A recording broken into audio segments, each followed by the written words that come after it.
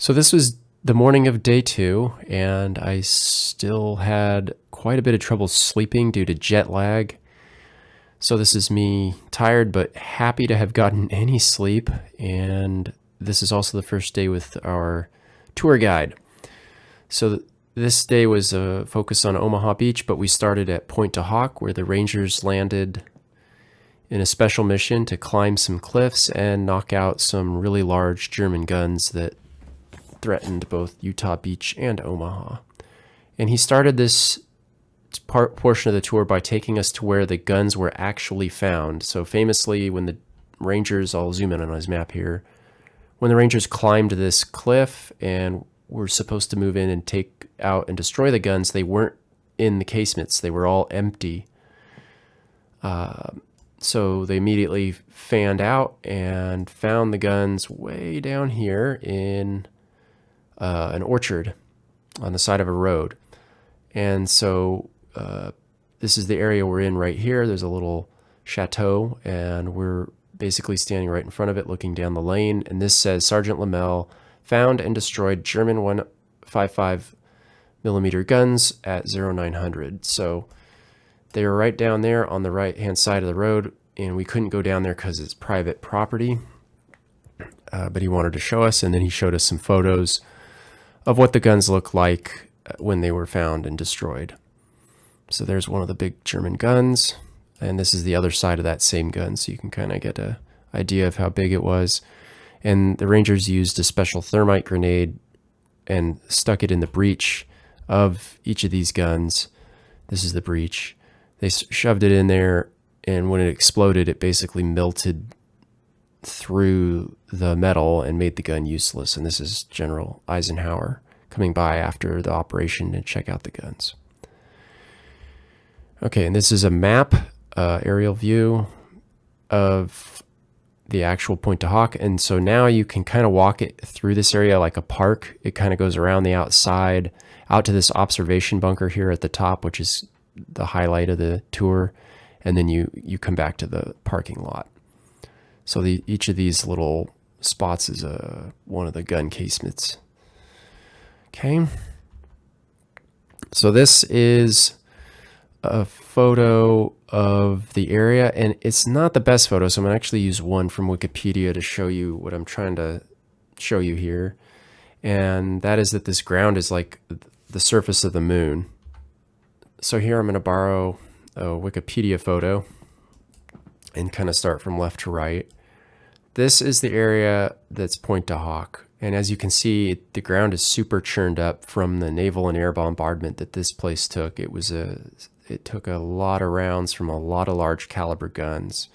You can see this big crater here, and all of this stuff is still here. Obviously, this is the walking path. I think they took this photo at a different time of year when there wasn't so much grass, so you can see how this place really looks.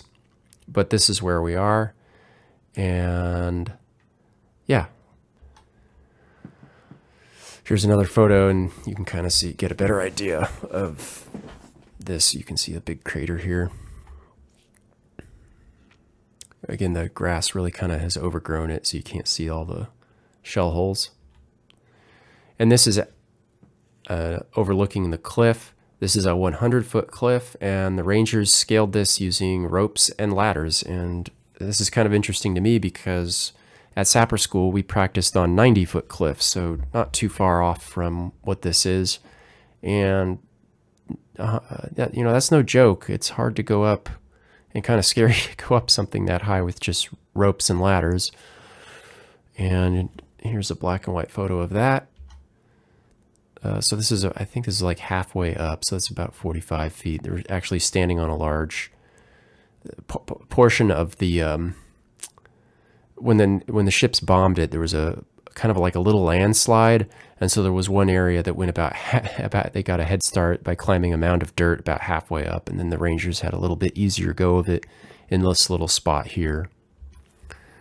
And so here's the promontory, where there's an observation bunker, and there's an interesting photograph here that our tour guide holds up, and you can see how much ground there was in front of this. And I'm just going to go back to the previous photo because a lot of this has eroded into the sea. And so it won't be long before this area is not allowed to be visited because it will be hazardous. And eventually this observation bunker will probably fall into the sea on a long enough timeline. This is some battle damage on the bunker where one of the Rangers fired a bazooka and blew out a piece of the lip here.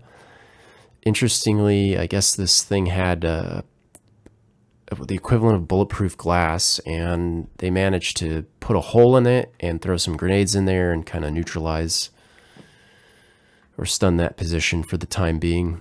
These little cuts on the ground are used to help get the degrees faster for the observers inside. And again, they just relay the information about the target back to the guns, and the guns fire. That's how the whole system works. This is the backside of that bunker, and what you're looking at here is an entrance to the observation bunker, but there's a machine gun position here in a little concrete hole in the wall. And this gate, he said, was here too. This is like a swinging gate that is just like a jail gate. And the reason you would want something like this as the German defenders, you can shoot through it. So the Rangers actually they didn't take this bunker right away. They had to, it took them, I think they got it by the end of the first day, but certainly by the end of the second. They had to basically quarantine the bunkers and just monitor them to make sure the Germans didn't come out and mess with them. While they secured the area. They eventually did clear this out, but not until later. And they had to use their thermite grenades and kind of smoke/burn them out. And the ceiling is still burned in there from all of that. So this is me inside the bunker with the tour guide. Not much to say about that. And this is behind that observation bunker where all the artillery guns were supposed to be. This is what you would have seen as a Ranger. The bunker damaged by shell fire and no gun. It's really impressive to see these bunkers in such bad condition. They really got pasted on D-Day. This is our tour guide explaining that the Germans used what they called a socket mount to help reduce the amount of space these really large guns would have taken up inside those bunker positions. This is another photo of a bunker that was very badly damaged by the shell fire 80 years ago. And these are holes in the sides of the bunker from bullets. And that concluded our visit to Pointe du Hoc. The rest of the day was spent at Omaha Beach. On the way over to Omaha Beach, we stopped by this little chateau, which hasn't changed at all since it was adjacent to this large airfield that the Allies built shortly after landing on D-Day. So the buildings are here in the bottom left. And this was something that became so common on the tour that I ended up not taking as many pictures as I would have normally. So much of the history hasn't changed at all since World War II, and this was kind of my first introduction to it. Again, those are the same buildings down here. Okay. So I have an old map pulled up here, and this is Omaha Beach, west to east. Just behind the beach, which is in the middle of the map here, is this little town called Verville, and that's where this church is or was. The U.S. Navy blew the steeple out off the top so the Germans couldn't use it to bring down artillery, and it has been rebuilt since then, but that's that church. And then on the drive in, which was down this, what's called the draw, which the D1 draw here, you could see this funny looking structure, which was actually part of the Mulberry Harbor that was set up off of Omaha Beach. This was a improvised harbor so that the Allies could offload heavy equipment quickly and straight off the transport ships. And this is in this old photograph here. This is the same exact harbor piece from that Mulberry Harbor. See how it says 507? Well, as you can see, 507. And this is the Saving Private Ryan beach at the bottom of that draw. So this is where the film is based off of, this section of the beach here. This is where the Rangers landed along with the 29th Infantry. And we are standing in front of a large casemate with an 88 millimeter gun in it. But this is kind of neat. This is an old black and white photos showing the position of that 88 millimeter gun from the German perspective. It's obviously high tide. And this is from the same position today. Okay, so this is the top of the bunker. It's now a monument. And just beneath it is the gun position. It's behind this cage, and I'll show you a few photos of that in a moment. But what the tour guide has here are some photos of it as it was shortly after the battle. There's the 88 millimeter gun through the cage.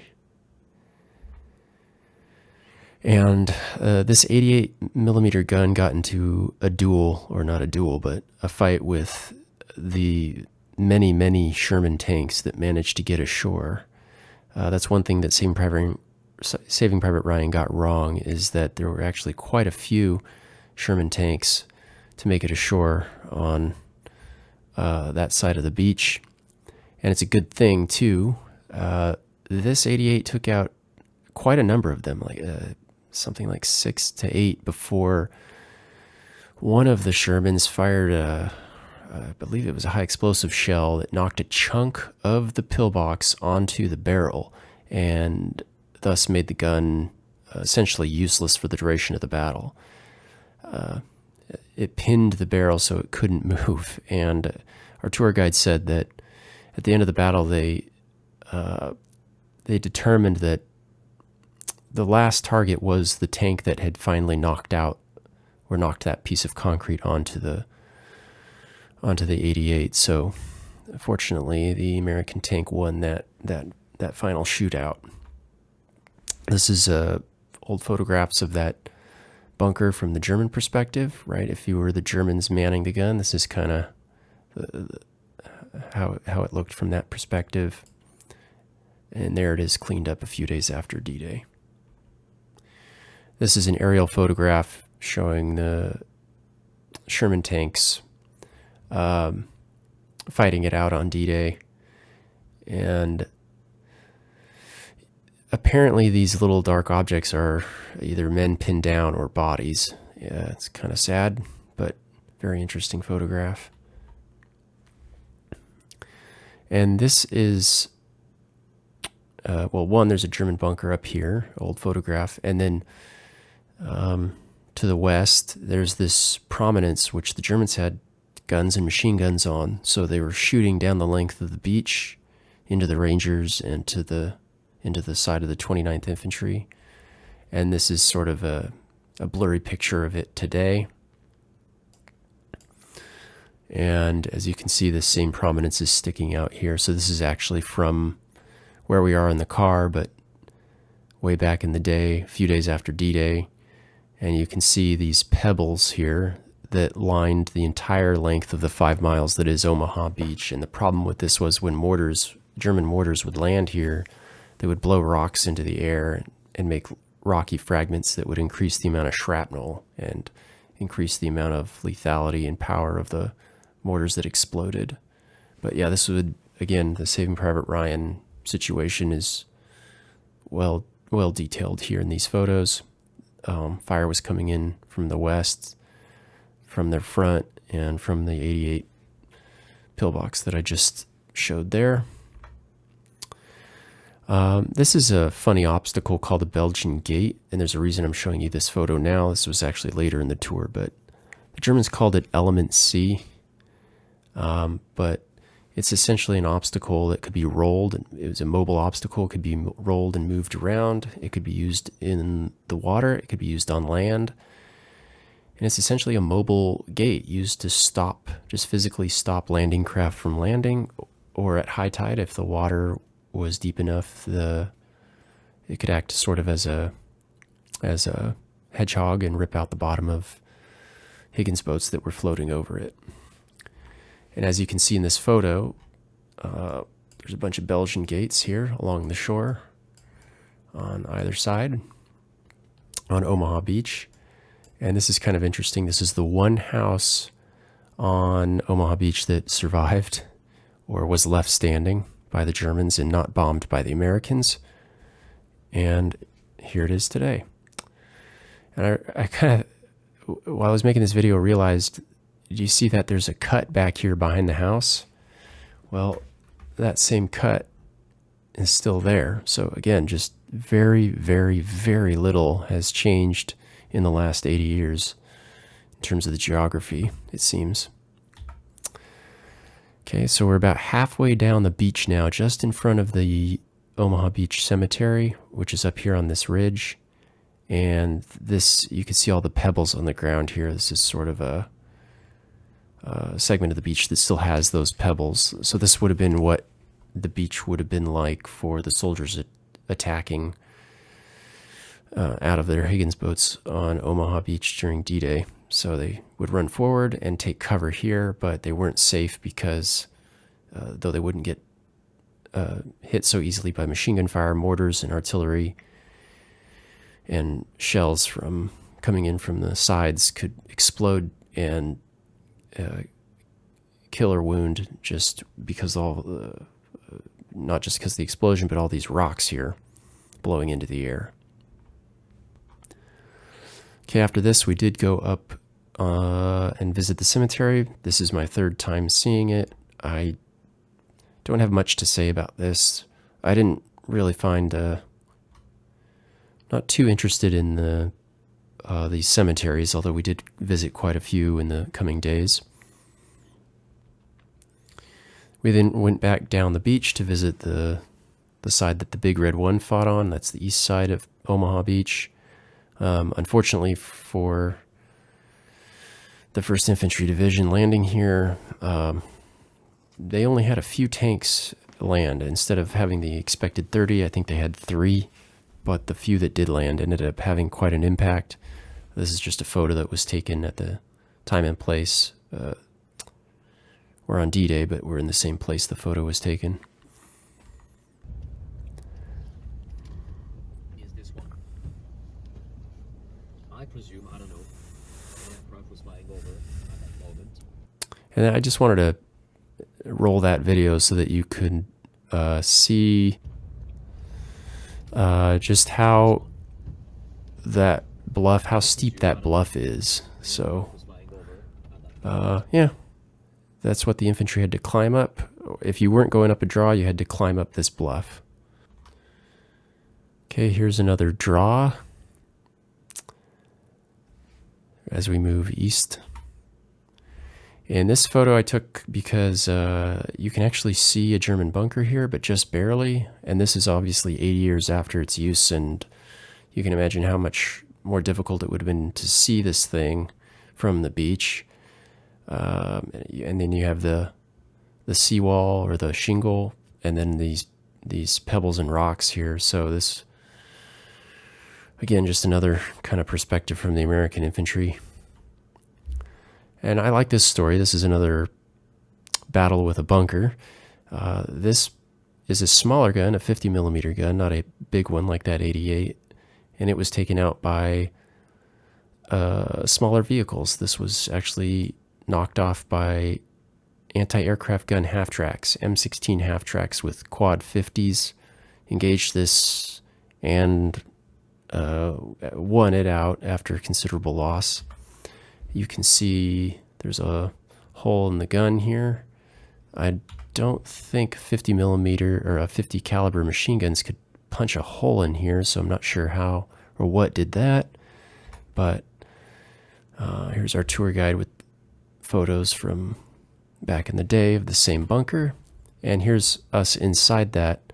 And as you can see, this battle damage is the exact same as this black and white photo down here in the bottom right. So, yeah, pretty interesting stuff. And then we're wrapping up here, but we have one more position to go to, and we have to pass through Colville. So Colville is right here in the bottom right of the map.